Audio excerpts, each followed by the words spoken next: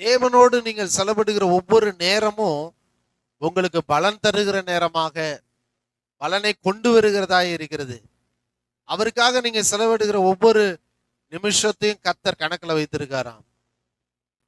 இந்த உலகத்துக்கு நீங்க செலவு பண்ற நேரம் அதிகமா இருக்கு. ஆனா அந்த உலகத்திலேருந்து உங்களுக்கு என்ன கிடைக்குதுன்னா துக்கம் கிடைக்குது. இந்த உலகத்திலேருந்து என்ன கிடைக்குதுன்னா உங்களுக்கு சோர்வு கிடைக்குது.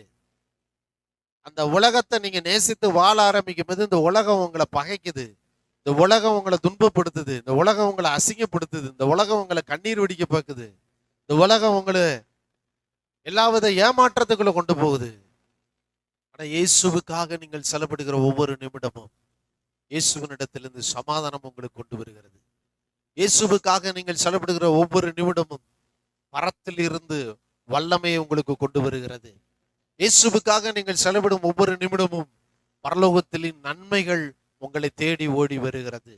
இயேசுவுக்காக நீங்கள் செலவிடுகிற ஒவ்வொரு நிமிடமும் பரலோகத்தில் இருக்கிற தேவனுடைய அன்பு உங்களை சூழ்ந்து கொள்கிறது. இயேசுவுக்காக நீங்கள் செலவிடுகிற ஒவ்வொரு நிமிடமும் தேவனுடைய ராஜ்யத்தின் ஆசீர்வாதங்கள் இந்த பூமியிலே உங்களை சூழ்ந்து நிற்கிறது. இயேசுவுக்காக நீங்கள் செலவிடுகிற ஒவ்வொரு நிமிடமும் பரலோகத்திலே தேவனுடைய புஸ்தகத்திலே எழுதப்பட்டு கொண்டிருக்கிறது. தேவ பிள்ளைகளே,